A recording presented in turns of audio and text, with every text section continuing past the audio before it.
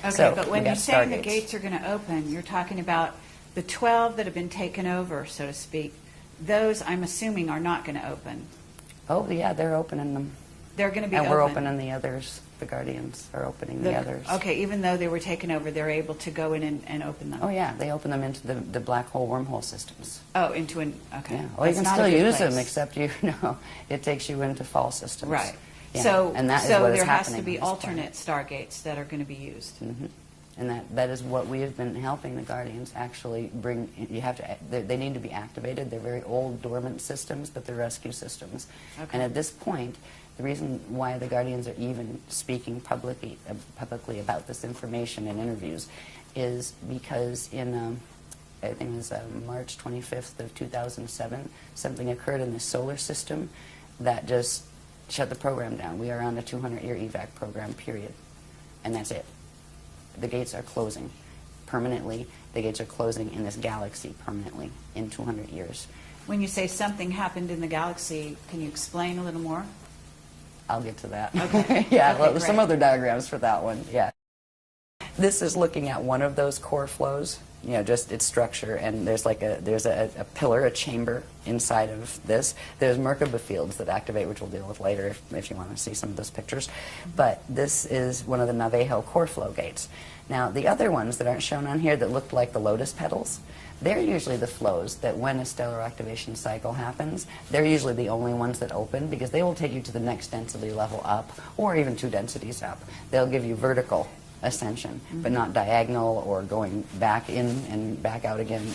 They're very limited actually in their capacity, but you can still ascend through them.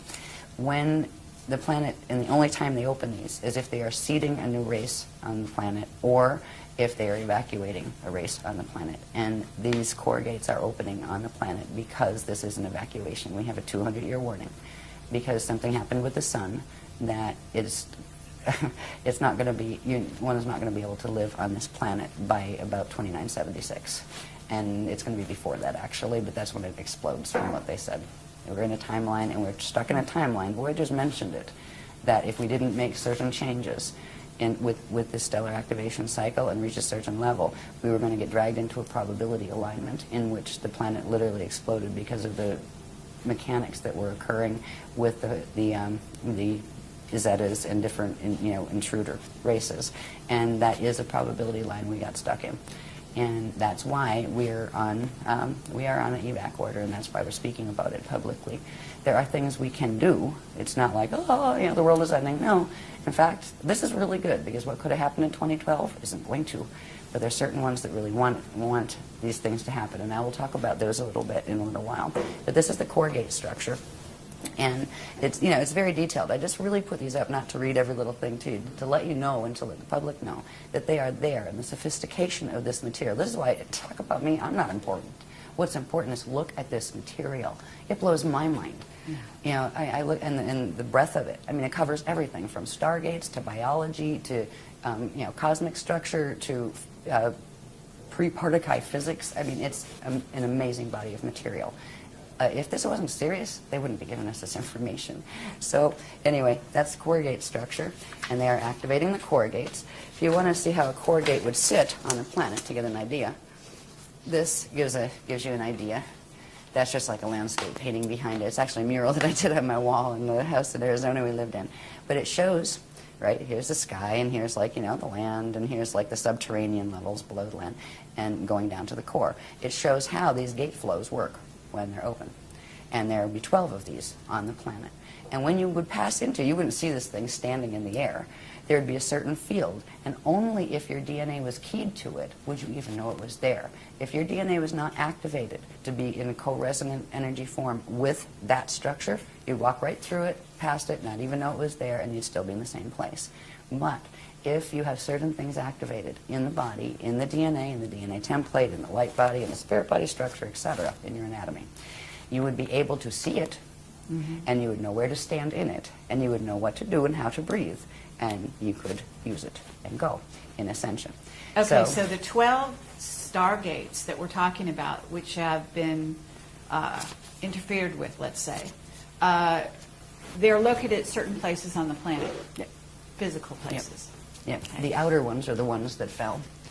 The core ones The won't core fall. ones won't fall. No, Okay, they can't so, fall and in those electric. are the ones that are, you say, ancient, that Yeah. are being reactivated, as you Yeah. call it. Okay, and those are also located at certain Yes. places And on in the different planet. places. Different places. Yep. The Mm. outer ones surface at in one set of 12 places. So there will and be these a in lot another. of misdirects, I'm thinking, and there are a lot of misdirects going on the planet right now, to where certain people are directing people to focus on certain areas of the planet which contain these stargates, thinking that they are, ascension stargates, when in fact they are taking them to another place. Yes. That's not so good. Exactly.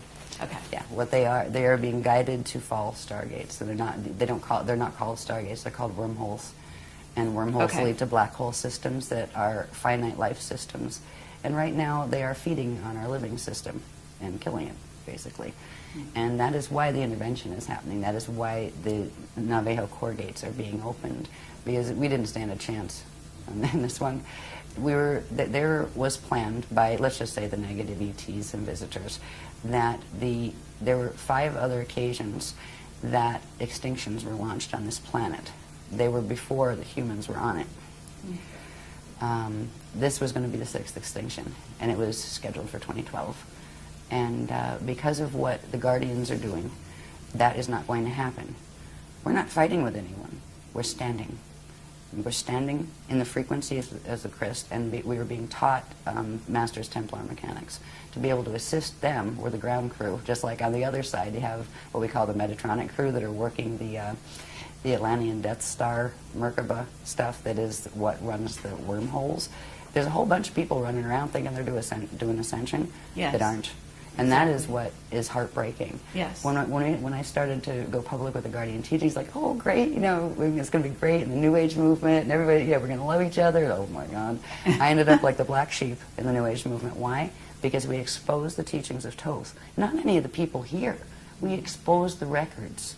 Thoth broke the Emerald Covenant way back in the Atlantean period. He stole one of the CDD plates, took the knowledge from it, and created the Emerald Tablets of Thoth, which had a bunch of mechanics that were the Death Star mechanics. He helped in the takeover, and he still is, because that being is still in existence. He pops back and forth.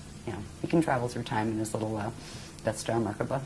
But it wasn't just Thoth. There's a whole bunch of them. So when it was pretty heartbreaking as this information, because I was thinking, oh, great, we're all going to love each other, and it's Ascension time. Yeah, right. It didn't work that way, because nobody wanted to hear it, and it's too bad. At least there were some people that wanted to hear it, because they came to workshops. Mm-hmm. And the thing is, we asked the people that were teaching the other stuff nicely. So why don't we just have a public discussion about it? Seriously, we'll each put up half of a room cost and invite free to the public, and just let's discuss the topics, the issues. They wouldn't, but what they started to do was blackball me behind my back at their workshops, tell people to be afraid of me, tell them, oh, you'll die if you use your Merkaba that way. We have more Merkaba mechanics than they could dream about. I mean, they couldn't touch the stuff with a 10-foot pole. That's why they wouldn't even take on the challenge of, come, let's talk about it. Mm-hmm. Let's talk about the history. That's, that you can say, well, it's this or that. But these mechanics are indisputable, because they don't have the things that link them together. The Guardians showed us all of these different things, sacred geometry, how it fit, not just, oh, here it's a this. What is a that? What does it mean? How does it connect to the cosmos? They showed cosmic structure in order to show how it's supposed to work, and then they showed where the distortions they're teaching fit and what they do to pervert it. So it's been very intense since we came out with the work, and it hasn't changed. But there's a group of us that just resonate with this and go, wow. Yeah, just wow. Okay, no problem. Like, well, that's one of the reasons I'm here. And, I'm aware of the distortions out there. I'm aware of the attacks and so on and so forth. And again, I have to say that people need to really go into their hearts. They need to use their heart and their intelligence to discern what resonates. And we're presenting this as what resonates, I'm going to say personally with me, but also with what I think people need to be aware of, and then they make their own decision. We've got plenty of the other side of information out there, and I think it's time that we hear from this side. And so, I really want to thank you for making this opportunity possible. I do want to say that there are a lot of people out there that are following the wrong path. And if there's a way that you can also talk about the distinctions so that they can be aware, like if you get this, you might want to question more the path you're on. In other words, certain things will come to the fore during meditation. Certain things will come to the fore even in their everyday life, where they're getting a lot of interference on certain levels and so on and so forth that can indicate that they are being tapped into by service to self ETs. And if you have that and you want to sort of share that, we don't have to do it now because that would be maybe off the topic a little bit here, but later on. I think we'll probably come in that if we can move a bit with the sequence. The reason why the Guardians gave this sequence was because it's an easy way to touch a whole bunch of the bases, give a rounded picture that go right into answering the questions that you wanted answered. Okay. So if you want to go off the sequence, it's okay, but I think... No, let's go with this. And also, just one other thing that you're saying, we got this information, and you're talking about yourself. Are you talking about other members of your group also getting this information? Some of us do. Okay. Yeah, we all have a kind of special relationship, our own special relationship. I have the translator's contract, which means I'm the secretary, right? I take down the writing. But even like the other speakers have a rapport also with the Guardians, and a number of people in the groups have developed a rapport with them as well. In fact, we work with them to help them to do that. That's what the Guardians would like, is to start communicating where they can start teaching people directly, because we're like a little bottleneck on the information. It's only given through the workshops and that kind of thing. Yeah. So I talk about it as we.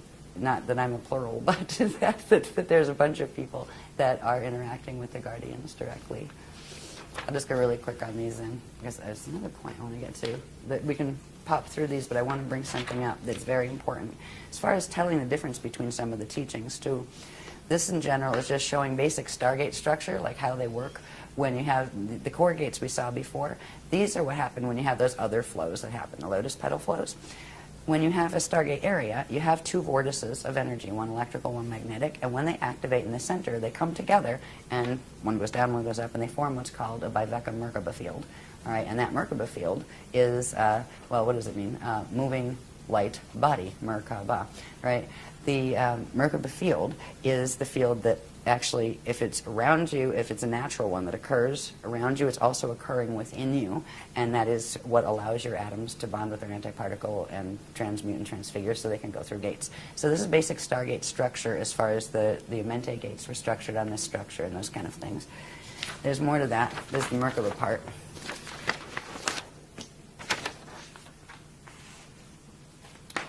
All right, there's the two vortices, right? And this is when they come together to form a Merkaba field. Now, this is a Merkaba field that's just done with vortices. These get more specific where they have fins, where they're actually like three-sided pyramids that move through each other. But I just wanted to see the basic structure of when Stargates activate. These Merkaba fields, which are vortice fields, activate within them and also within your body and around your atoms and in your atoms. This thing here is something that I would like to point out. This is called a Kathara grid. Light, sound, one, Kathara.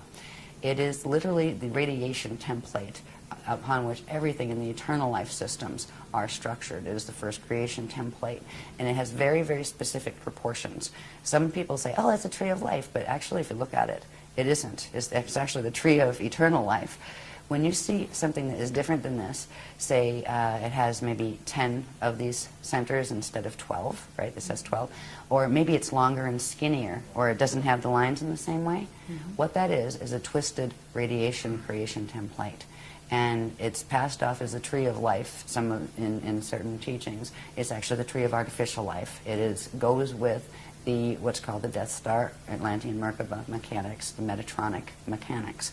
This is the natural structure of what is called a Kathara grid. And in a minute you see how important this is, because literally the structure of the cosmos, of stargates, but all of those structures we saw a little bit of with the circles, the spheres, right? Wherever you see a sphere, it implies we call these the bones. You have the bones and the balls. The bones are the radiation template that is built on Kathara grid. And Kathara grid will always have these proportions. They're very specific proportions in relation to each other. And that is a living template.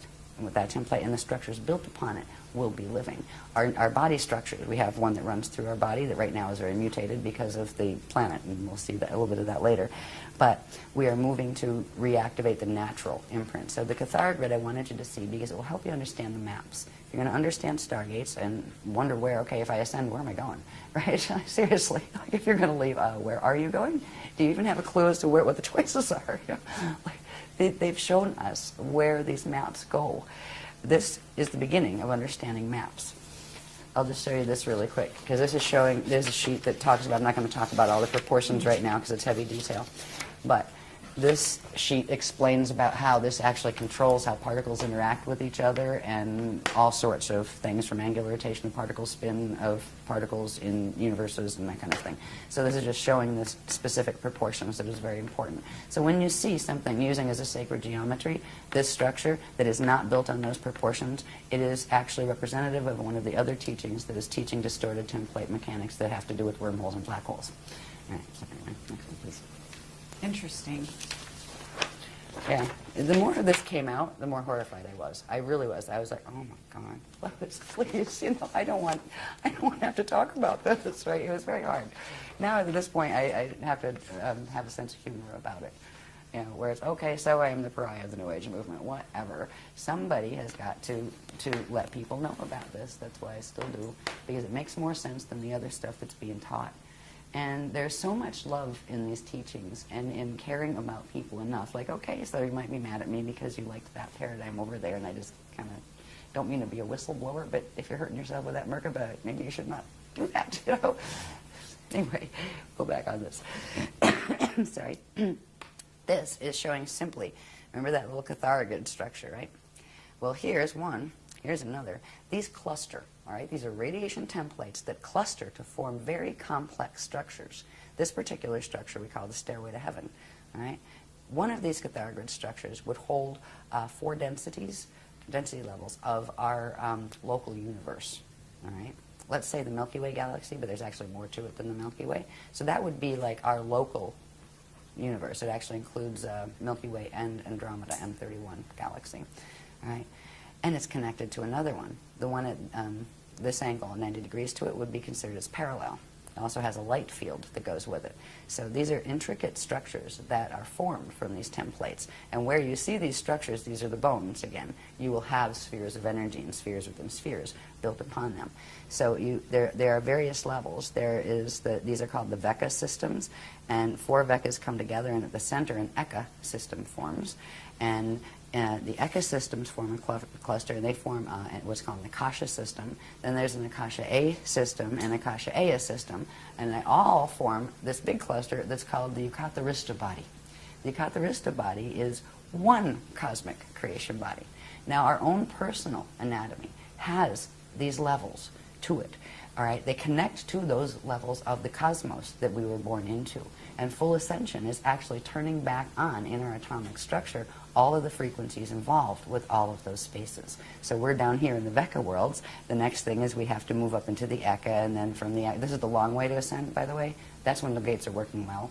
So the normal way for ascension would be you would work your way through re-evolution through the Veka system up the densities. We're in density 1 here. We'd work up to density 4. Then we'd go to the Eka level, and you're growing and getting lighter, and your matter's less dense, and you're getting more control over it, and you're getting more consciousness, you know, more God consciousness and that kind of thing. And then you would work to the Akasha level, and then you would work to the Akasha A level, and then the Akasha A level until you got up here.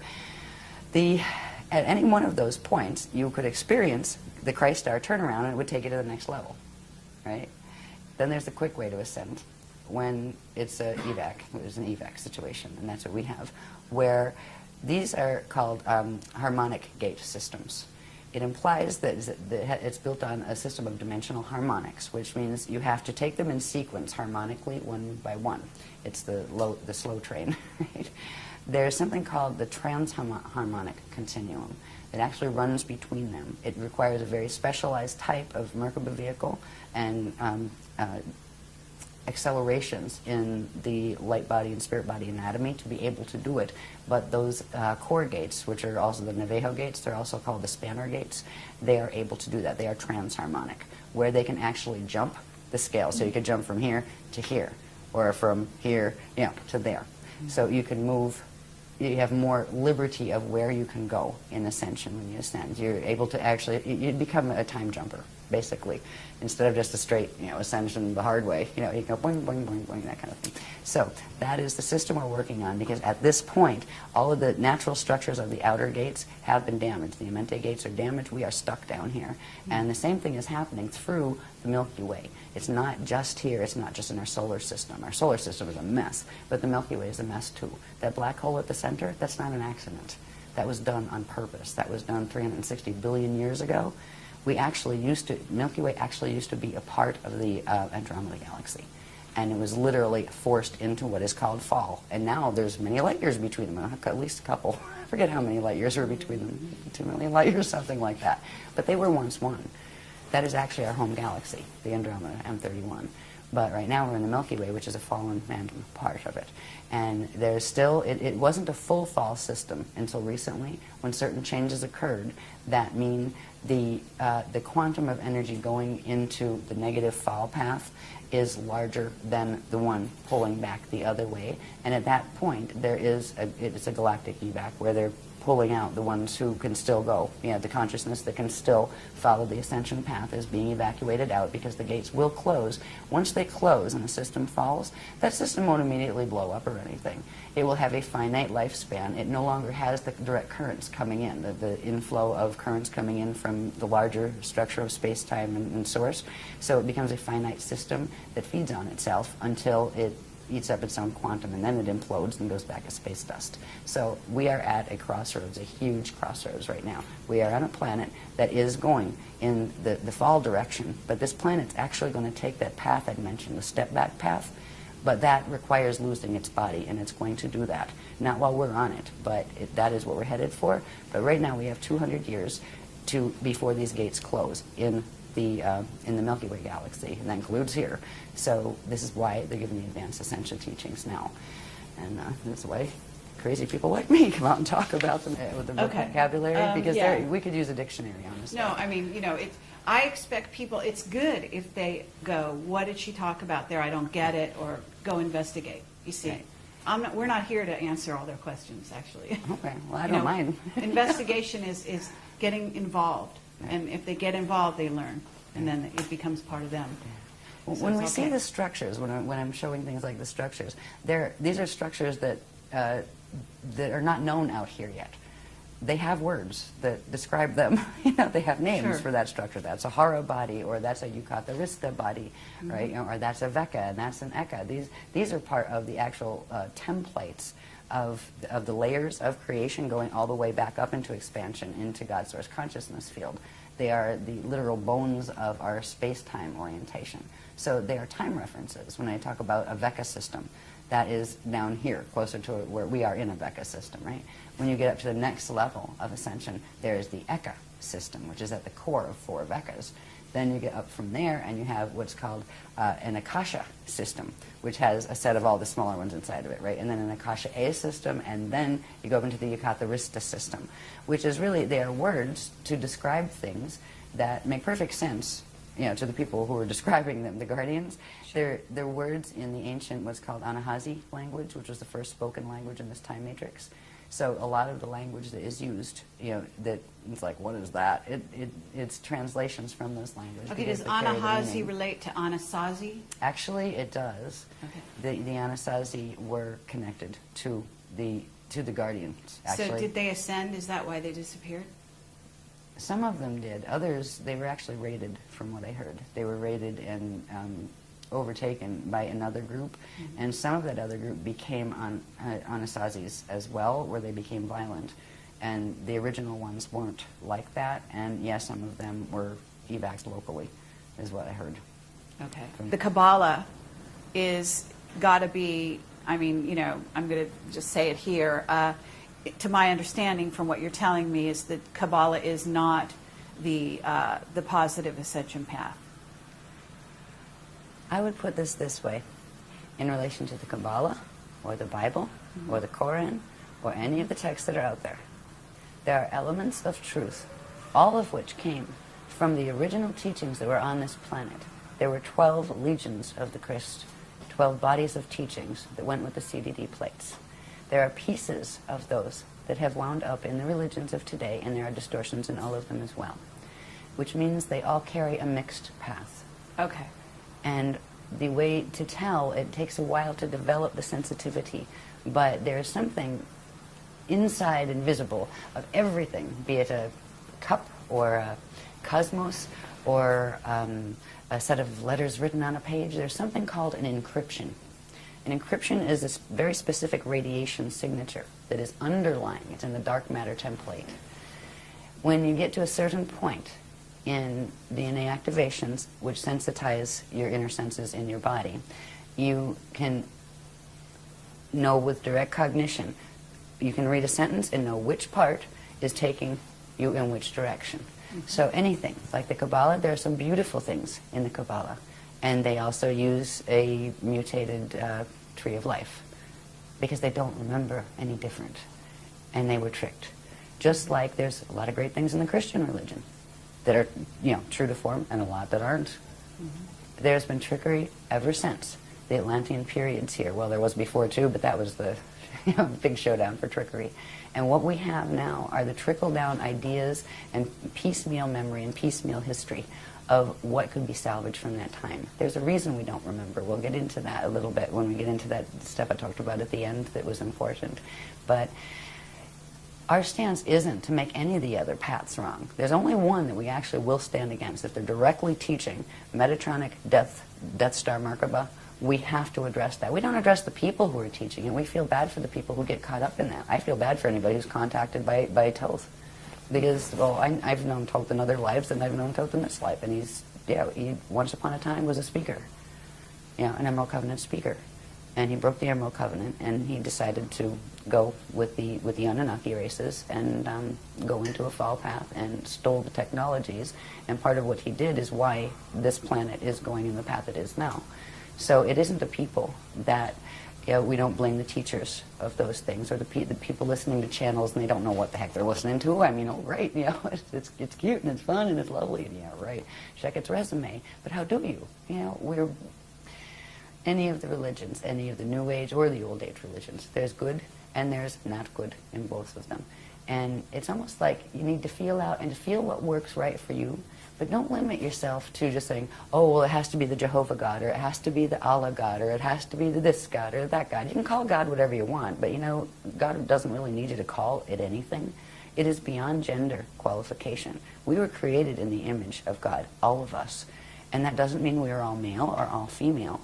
It means we are all living consciousness fields that have the potential of direct creation and eternal life. And that is what that line meant.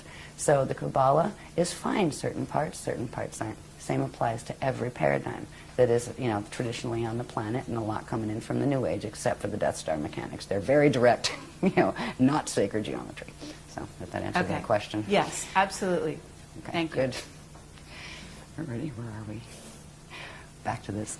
I just wanted to show this again quickly. This again is the diagrams we've used to show the structure of the spirit body with its flows and its core flows, and it's also the gate structures and all of that. It means that the cosmos has sets of spirit bodies. There's like lots of these embedded within each other, and we also have our spirit body. When I refer to our spirit body as part of our anatomy, it is structured in this same way. Okay? And we'll see in the next one how that fits in with, remember the Stairway to Heaven and the Yukatharista body? Right? Those structures are actually part of what's called the light body anatomy, be it on the cosmic level or the personal level. This is how they fit together. This is that Yukatharista thing with all those little interwoven Cathara grids, right? And this is the basic structure of spheres within spheres from the spirit body, the cosmic spirit body, that all of those exist within. Every one of those little Cathara grids would have a set of these, right? These become the spirit body, the 12 spheres in the spirit body that, remember, go in sets across a vector line, right? And at certain points, they actually pull in to the center, and that's how, at a certain point of expansion, you contract back into the center and go back into God's source. These are actually, this is how the Adashya Adepts, the ones who have achieved ascension, actually use these structures as maps. These are literal maps of how they judge. If you are here and you want to go to Cirrus B density 2, right, these are the maps they use to get there. They are the gate interface maps. We can locate ourselves on these maps. There's one that shows exactly where we are in the Milky Way galaxy, because we're actually M31 galaxy, but we're a part that's twisted off but still connected to it energetically. We can show our location. We can also show the locations where the black hole systems are that are interfacing here, that are messing with us now, and where the main guardian groups are coming from and where they're helping us. So these are literally maps. These maps then translate into, these are all probability fields. So you might have one, say, galaxy, and it's 12 different probable expressions. And they all of these are spinning, right? And they interface with each other all of the time. So they're like bubbles within bubbles that don't collide and collapse each other. Well, they're not supposed to. If they're doing the Death Star mechanics, they actually do. But there's a natural system of probabilities. So it's not just we have a parallel universe, right? We have many parallel systems and adjacent systems and neighboring systems. And so this is literally the structure of the maps of the cosmos. These are the structures you use. Once, say, you get to the point where you can ascend, well, you have to first of all decide where you want to go, and then where is the map to get there. These are the maps. So I wanted to show you how those structures that are on a small level, our own multidimensional anatomy is structured that way. But on the large level, this is the structure of the maps of the cosmos. There is a structure that science does not know about yet. They have no idea how complex it is. Each one of these structures, they've taken it from the first, they call it a Partakai unit, the first unit of consciousness, how that structure grew, each stage, right? So we have like hundreds of diagrams that go with these to show how the Cathara grid's all filled out, to show how these structures of the spirit body and all their flows filled out. Inside of the spirit body flows, which isn't on this one, they'll actually find where what is called the Hall of Records exists, what it is, the Akashic record, all of that thing. It's part of this anatomy structure. The planet has one, the solar system has one, the galaxy has one, etc. So these are not just interesting little diagrams on a paper. These are very practical. They're just as practical as a map you'd buy down at the gas station to get somewhere horizontally. Next one, Okay, please. and isn't it true that we also have 12 incarnational bodies that have incarnated simultaneously that mirror the same pattern there? 1,728 Okay, simultaneous. Your existence implies the 1,727 others okay. that are you. Okay, Different but forms. there is something to do with the 12. Yes, they're sets of 12. Okay. Yeah. Yeah, you have your first 12, then you have, well, it basically, it has to do with the density levels. We're in density 1 down here. Density 2, and you have your incarnate identity here. You would have a set of 12 incarnates.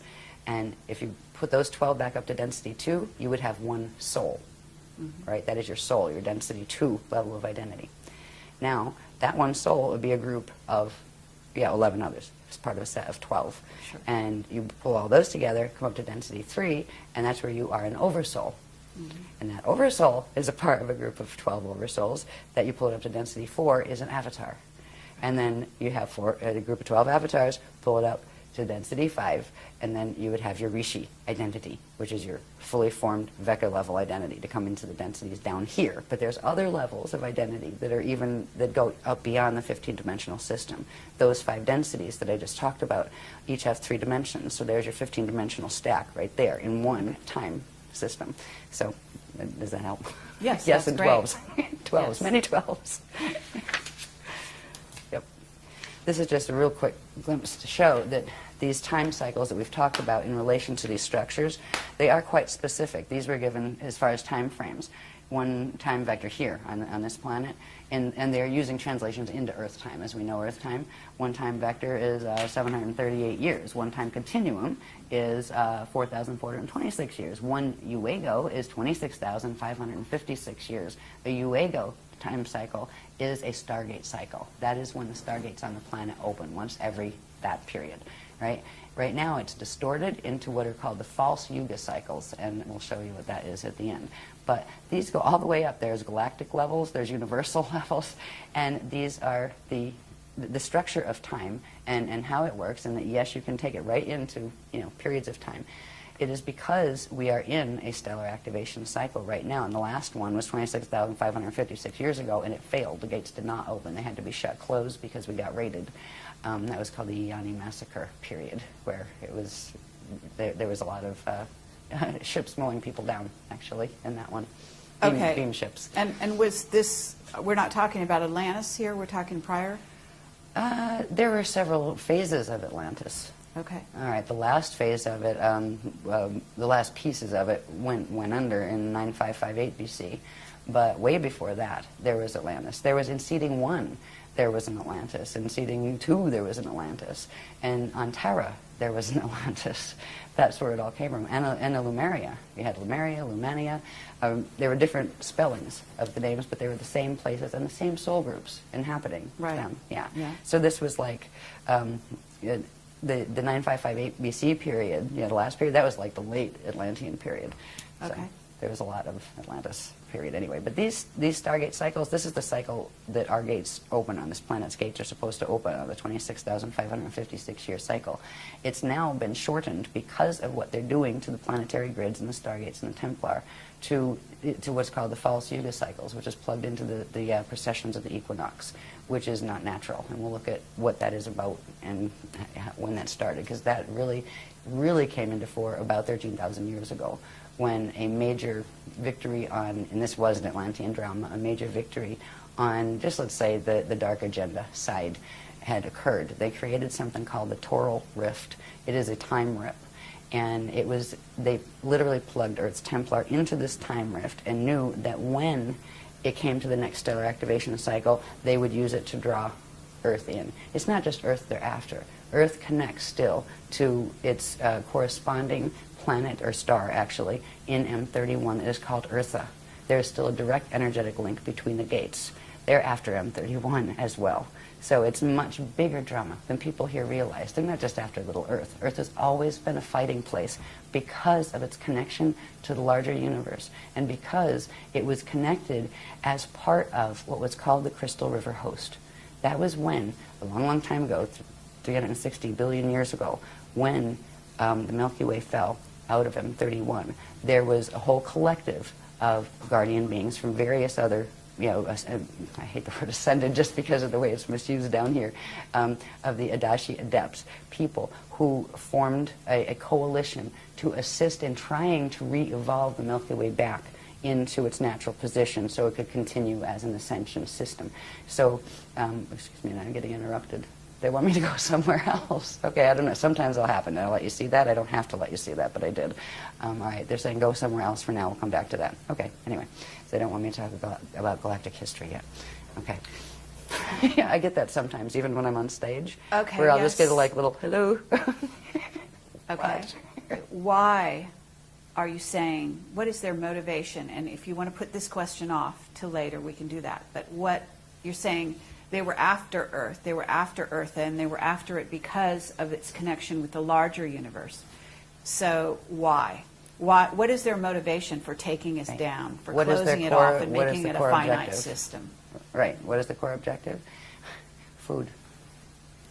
They're in a black hole system that has fallen.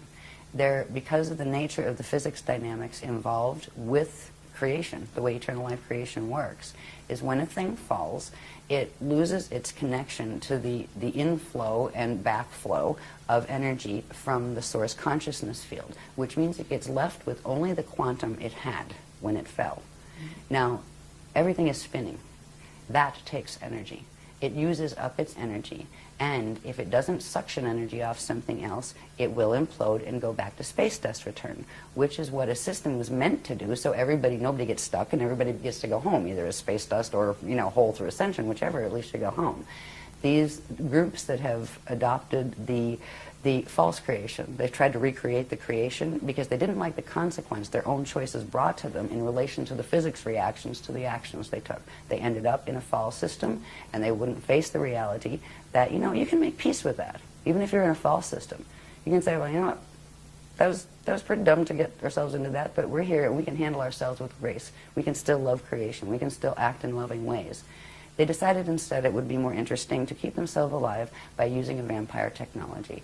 They're going after it for quantum food, to feed their system. If they can harness this system, literally the entire quantum of energy that is in the system will be drawn into their black hole system, which will give their whole system more life. So they're postponing the inevitable But they keep using these technologies to do that, and they prey on living systems. But there is a point in time where that backfires, and they're getting very close to that point too. So anyway, that is the core motivation. Okay. It's not that anybody's mad at anybody else, or they're fighting over this toy or that toy. This is big. They're fighting over survival, and they feel that they have to kill the living systems in order to have that energy as food, period. And that becomes the most important obsession for them. And it is a twisted thinking. When a being gets that far into de-evolution, where it really has no remorse, they don't have what you'd call emotional bodies like we do anymore. They don't care. They just take. And they don't care about giving. They don't think about that. And they don't want to hear it. You can't rationalize with a certain level of fall consciousness. So that is what we're dealing with. And that is why. It is a very large story. But it's really not very personal story. You know, it's like, don't take it personally. Do you take it personally if you're swimming and a shark rips off your leg? It's a shark. Sure. You had a leg. It swam by. I mean, you know, are you going to hate the shark? It's just doing what its instinct moves it to do. And that's kind of like what is happening here. So if that's how I've been taught to look at it. And I'm at peace with it. I don't like it, but I'm at peace with it in that regard. But I will stand for the things that, for me, that mean most to me. And I believe in the loving creator God source field, and I believe in being fair to people, and I believe in telling the truth even if it's hard, and I believe in facing the truth even if you'd rather pretend it wasn't there, and dealing with it and taking it forward from there. So anyway, those consciousness don't think like that, but that's what it means for me when I say, you know, we stand in the Christ. That's what it means. It's not fighting with these beings. You know, I mean, you can do that, but they're just engaging your energy anyway. But we do have to stand and work the gates here. Somebody has got to take care of the remaining gate potentials here so the consciousness can evacuate out within the next 200 years that is going on the upward swing. So, that good enough? Okay, yeah. Very good. Tangents. So this is just showing the time, like there are literal translations into Earth time. And this would apply, like you could go sit on Venus or something, and then you could translate them into Venus time, which would be different because time has to do with how fast things spin and all of that. And like, yeah, never mind. Physics of you know, how long your day is and your sidereal time and all that crazy stuff that I don't like. With all the structures and processes that we've learned that have to do with that structure of the spirit body and its hara centers, which are the probability structures that at certain periods pull in, right? And that's an ascension cycle when they actually pull in, and then a new creation comes back out. There are ways to track those cycles. There are ways to track from the point of conception onward how your body grows and cycles. And there are also ways to track an evacuation cycle, and they all can use this diagram. This diagram has to do with octants and specific ways the energy is divided up and within those structures that we've looked at. And this is just showing, it's called the loadout schedule from 2008 to 333 AD cycle. Now, it doesn't mean we get this, the gates are going to be open here until 333 AD. They're going to close over here in 2230. That is when the gate systems here close. But this is actually showing that, okay, once you get through here, there's certain stages. We made it through what was called the Kali Hara celebration. We called it a celebration at the time after certain things happened in 2007. As we moved into 2008, if we did not hit on this planet a certain level of core vibration, we would have gone into fall right there. We would not have been able to hold a host. All the gates would have shut except the fall gates, and we would have all been stuck, and it would have, well, we'd all been extinct in 2012. That was the other side's plan. But we did make the vibration for the Kali Hara, which allowed us to pick up into the host, which is called the Crystal River host. This has to do with a stream of energy currents that are coming in from a matrix that I'll show you later on the maps that are the high level of the Guardian Alliance. They're like the ones that wrote the books originally. They're like the small layers from our matrix. These are massive Ashayanic beings, and that means they're the eternal life beings, the ones who've gone through the Adashi return cycles, and so they're. Anyway, we were able to pick up the host, the planet was, where it could anchor those frequencies as long as there was somebody here to anchor it, and that is what our groups have been doing. We are, I mean, our bodies are energy, everybody's bodies are energy, and we're all anchoring something. And right now, the planet, most of it is anchoring the Metatronic currents. And there's a few people that just because they happen to have the DNA codes that they are connected with the Christ and don't know it, are just, going about their little lives, but anchoring it, the good currents anyway. But there are, I'm not aware of any other groups that are working at all with the Christic energies as far as the grid works they're doing. So we go around and we do grid work, and very specific grid work. You see these type of diagrams? Well, when we go to do like grid work someplace, we know what a vortice is, right? We know where to go. We know this information. We don't just go play like a planetary guardian like a lot of people do, unfortunately. People that are inadvertently anchoring the negative currents and opening gate sites on the the wormhole codes because they don't know, because nobody taught them the difference between them. So anyway, we made this into this cycle, and this is good, because if we didn't, it would have been all over in 2012. But we passed the Kalihara cycle. We're in this cycle period right here, right now, which we haven't come to the center point yet. That'll be 2027 when we hit this point in the cycle. There are certain energy changes that take place here, certain accretion cycles. Now, that means energy coming in cycles, right? These are accretion cycles where energy pulls in to a certain point. There are certain things that happen in each of these stages. So we are right here in this stage. This is the first stage of what's called the Kali Krista cycle. This is, what do they call this one, the Barda phase. And then over here, there's the Masha phase, I believe, and that's where you get the Ashayana word from. And the word Messiah was twisted from that word, the Ashayana word, in the ancient Atlantean teachings. That's an Anahazi word having to do with this cycle. And it's related. Is it related somewhat to Mahayana, Mahabharata? Yes. Very much. In fact, a lot of the Mahabharata texts were some of the remnants that had come up from the Mahabharata texts that were the translations of the CDD plates much earlier. Yeah. So anyway, we have to this point. When we get over here, that is 2047. I don't have it marked on this one, but this would be the point in this cycle. It would be 2047, and this is where something called an infold happens. Where when we go back to remembering the vector line with the hara bodies on it, right? And at certain points they pull into the center and then come back out again. That is going to occur with the energy systems in literally in the parts of this galaxy that can hold the host, including Earth, including our own fields. So right now we're making it through this part of the cycle. There's certain changes that will happen here. This is a point, that middle point, during which something called the Bardo chambers open. Now, the Bardo chambers, it can be a pleasant thing, or it can be a time when people evac the quickest way possible.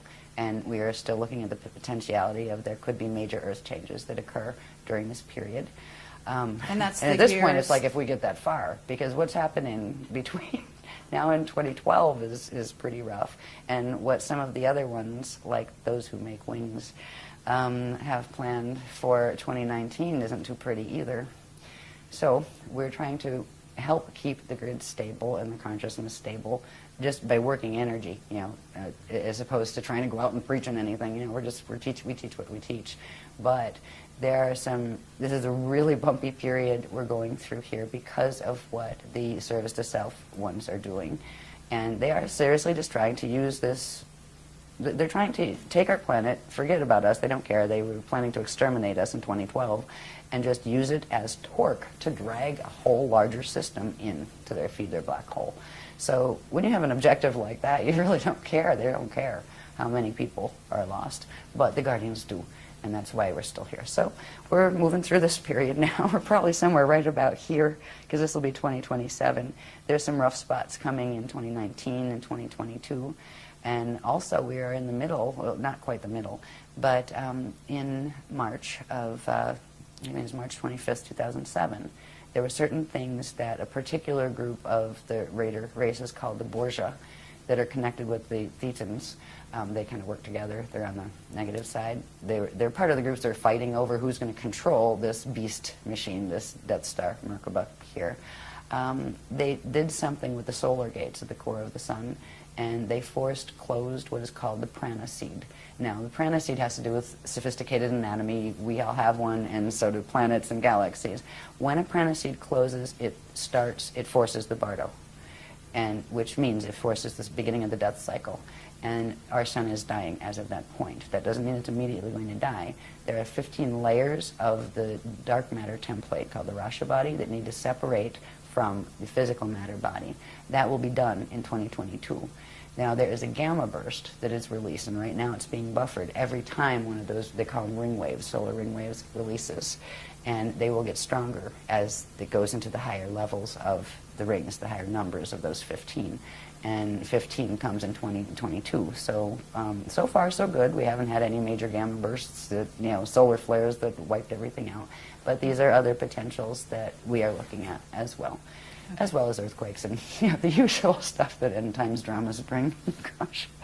But it's not as bad as a lot of the things that some of the other people are teaching. I've heard certain people say that, oh, well, we won't even be here by 2013. Yeah, that's one of the Death Star people. Right. Okay. So I'd love to have a public debate about that one, Mr. So-and-so. Yeah, it would be great to do that. We invited that person. I think you know who I'm referring to. Yes. Yeah, years ago. I see. Yeah. Interesting. So anyway, this is showing the cycle. There are certain different things that happen in this amazing structure of the planetary, solar, galactic, and universal spirit body and light body structures. It's a very specific process that is involved with Christ Star evolution, which is going into that where you fulfill the meaning accrete, or bring in all of the frequencies in the template that you needed to make that Adashi turnaround, where you can immortalize your atoms and go into the eternal life, going back cycles. And planets and solar systems and galaxies can do that too. So there's a portion of this system, this galaxy system, that can still do that with the extra frequency that is being added by that host system that is called the Aquarian matrix. And it's actually, the Aquarian matrix is, they have the prototypes of what the humans here were actually designed on. The genetic prototypes were from there, even though we weren't directly from the Aquarian system. We were from M31 and from this particular universe once, the Milky Way once it fell. But they're very closely related genetically, to us in that regard. So they're not like, when I talk about the other ones, you don't have to expect very strange looking beings like octopi. Some very nice ascended ones do look like that, but these look very human like, but much larger. Okay.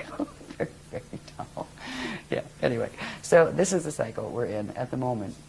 Now, this one's good. This will show a little bit. This is how we can start understanding these as maps. Here. That's a pretty colored one. I'm so glad people cared to take my black and white messes, right, like these, and do them properly on the computer. This again is just showing the bones, or the interwoven Cathara grids, right, of the Eucatharista body, which is like one cosmic body, right. Down here, Aquinas, Akasha matrix. We're down in here. Aquinas is actually the name of M31. That's the official name as far as the ancient records go and all of that. Okay. And we're we were the Aquinas universe. They call it universal system, and we call it the M31 Andromeda galaxy, but it's actually the Aquinas universe. Now, we're located down here. Up here is the Aquarian Akasha matrix, right up here. So we're down here, and they're up in this section. So it's literally showing the relationships, like, okay, one lives over here and one lives in, Pennsylvania, one's in California, that kind of thing. And there's another one, there's a black hole system, a fall system right here that's called the Weaselay system. And what's interesting about this whole creation is falls can happen where part of the spherical structures of that system literally no longer are energetically connected to the grid. They still hang in the grid, but they're cut off from it. They can only happen on the Veka and the Eka levels. A whole Akasha can't fall. Once you get to the Akasha layer, none of those other layers can fall. And it's just a different type of existence where you don't worry about the polarity dramas that end up in falls and things. So, but this shows us where, we're here. The ones that are helping us here, this is they call it a, it's an eternal matrix. That the purpose they choose to stay in incarnation or stay in existence is to kind of play the helpers for any of the other systems that do need ones to go in, where they've actually they live by a let my will be thy will as far as source goes, and they want nothing other than to fulfill what Source's intention is, which is a loving intention and an assisting intention. So they find their joy in being of service to assisting the evolutions in the lower matrices, and they hold these frequencies pure. Their systems stay pure enough where they can actually send currents in and help systems or hold them up so they don't fall, and that's what they're doing with our system right now. This little red one right here, that's our parallel, our immediate parallel system on this level. And this one is a black hole system. All right, the parallels of fall. We have a parallel Earth, and that finally finished falling in 2003. We have a parallel Milky Way that is a mess, and it's called the Alpha system. There was the first black hole. They look at us as the Omega system. They're the beginning, we're the end. They're planning to pull the two systems together using the Death Star Merkaba mechanics. So this is the locations, anyway, of where who's on first. We're here, over here in the Aquinas. That system, the parallel, is running in here. Our buddies that are helping us with the Crystal River host, sending us energy to literally stop. It's kind of like sending big energy arms down to hold us up, because these guys are pulling so much energy out of us, we would have fallen already. This whole galaxy would have. And then up here, there is another system. This system, the WISA system, is connected with this one. They've linked through wormholes to the center of their cores, their Eka cores, and created a structure, a system of wormhole structures. One of them is the Yodhe-Vodhe wormhole structure. And any channelings and stuff coming from that stuff, it's coming right out of Wisale and that kind of stuff, and it is a false system. So there's the trickery that is going on here is heartbreaking. It okay, can you talk is. at all about the dimensional aspects of this? Because certain of these systems aren't in certain dimensions. No? Certain of these systems aren't in certain dimensions. Because in other words, it seems, well, mean. okay, at least in what's out there, we're talking about four-dimensional beings being, the negative service to self coming in through. Talking about 15-dimensional beings being negative, some of them too. Oh, really? So going up much higher levels than is Yeah. currently thought. Oh, yeah. Okay, because that's interesting that Yeah, you're saying Metatron. there's a backup. Metatron, for example. Metatron is an entity. It was a Rishi entity, 15-dimensional Rishic identity, and that collective fell. But it was still on the Veka level. All right, when you get up past the Veka levels, because we have our density levels that are inside of a Veka level. Vekas go in sets of 4, and at the center is an Eka. All that stuff is inside of something called an Akasha level.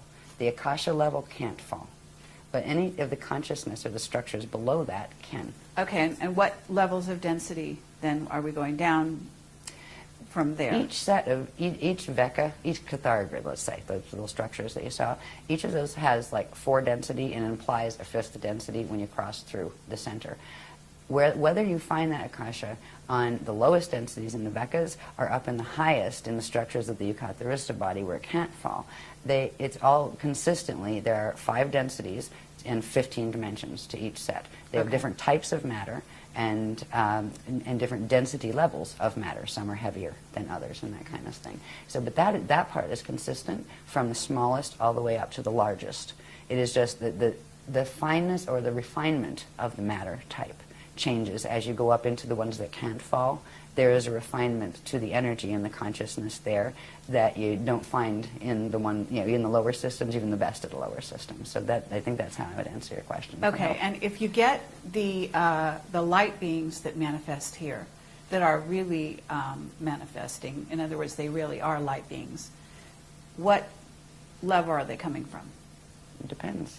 Could be anyone. From what level up? There's an old saying that light can deceive, but sound tells the truth. Sound is the vibration, right? Okay. The encryption. Mm-hmm. It's a feel thing. You can have really beautiful light beings that are coming in the form of, that are actually FAs or fallen angelics that are coming to mess with you. You can have really, really ugly ascended ones that are really good. They come from many different levels. We are learning to turn ourselves into light. We are the things that they are teaching us now. We're learning first bilocation, next is translocation, and then eventually you get to do transmigration, but that requires having certain things where you actually aren't trapped by the planetary time cycles anymore. So light beings, where do they come from? Well, they could come from here, You know, they could come from Venus next door. They could come from the highest levels or the lowest levels. There are light beings that come and visit out of the black hole systems, and there are ones that come and visit from the higher levels. So just because it's a light being doesn't mean it's good light. Okay. They've made a distinction. They taught us some very interesting mechanics about the difference of light or radiation signatures, right? There's something called Shalaya, living light, and it's a very specific configuration. It is created out of 3 units that form a light unit, and matter forms actually build out of these, right? And there is another type of light that forms through using actually the natural light, the organic light that comes from first creation, natural creation, organic creation, is the 3 balls. I don't have one here, but it's like, they call it the trifecta, where it's like 3, 1 ball on top and 2 small ones, and that is what the structure of the light unit is. It has the ability for those the 2 little bottom balls to phase in and out like this and spark when they do, so it can generate its own quantum, so it's eternal, right? There's another type of light that is not organically occurring. It occurs by bending the natural laws of physics and using the various forms of the Death Star Merkaba mechanics, and that is called the Shona light field, and it is a dead light field, and it is made of, they call it the Vesica Pisces configuration, where it is just 2 light things together, like that, right? 2. And they spin, and they spark, but they have to attach to something in order to feed, or they're finite and their spin actually burns them out until they collapse and fall apart, which means the matter forms that they're built on collapse and fall apart. So they are finite light. And so that is, you know, the light beings. Is it a light being made out of a Shona field, or is it a light being made out of an organic Shalaya field? Same thing with orbs, right? Yes, you can have positive absolutely. and negative orbs. I've met some very nasty orbs in my day when I was younger. I used to run from them. I was terrified of them, right? Because they would turn into Zetas, right? Yeah, the red ones you had to look out for with the Zetas. Yeah, I'm not saying all red orbs are Zetas, but yeah. So there's things that can be used. Just because it's a phenomena doesn't mean it's always good or always negative, right? Sure. That's where learning the sense encryption and that's very helps. valuable for people to hear. Yeah. Good. Okay, back to where are we? Oh, let me go through this quicker. Are we here for ancient times? This is showing a close-up of that. These are my hand-drawn ones, right? Which, in certain ways, I can read them better, probably because I drew them. But they're much prettier when they're done on the computer. This is showing that same thing. It just happens to be tilted the way I drew it first, right? That's that same thing that was up the top before. And this is showing right here where our Vecca system is, right here. But this here is pulling it out so you can look at it a little more closely. Instead of just having the natural Cathara grid structure, right, which is the bones that our sphere there would be built on, there's this tilt, right? The bones are here. The natural Cathara grid, that's the Aquinas matrix, which is M31 Andromeda. And this is the Milky Way. Now, we're still energetically connected through Earth, right to, if you notice, there's numbers on these little centers. They're called Cathara centers. Through number 3 on the Andromeda, or the M31 grid, and number 3 Earth on this grid. They are connected. That is the link that has been holding the Milky Way connected to Andromeda. And if the host mission was to try to help the Milky Way evolve back into its natural position, because if something gets stuck like that, eventually it'll fall and be off the grids where it will become finite until it burns out as quantum. So there's always rescue missions that try to bring something back. Earth has been a place of, and so was Tara before Earth became Earth down here. There was a star here called Ashayana. And that is actually the host star that the fragments of Terra were put in to begin this solar system down here in density 1. That's described a bit in Voyagers. But this is showing the offset, where this is the, say this is the north axis of M31. This is Milky Ways. They're off tilt with each other. And that actually creates distance in space-time. A couple million light years. Was it 200 million? I forget. I used to know anyway. But so that's just showing in these maps. Now, you can see that just a little bit closer when you bring it in, just that little part. That shows those misalignments, where this was the natural structure, and that's the structure of the M31 Andromeda galaxy's core template, right? And these are the 12 main stargates in that universe, by the way. This is our Milky Way system. And right here on the number 3 gate, that is where they are still connected. Right? These others, there's a whole set of these that show the black hole system. It's called the Procyon black hole, and it's a mess. I mean, it's just, you can see the dynamics of how it works and the energy twists and stuff. But I'm not going into that on this one, on this particular presentation, because it takes forever.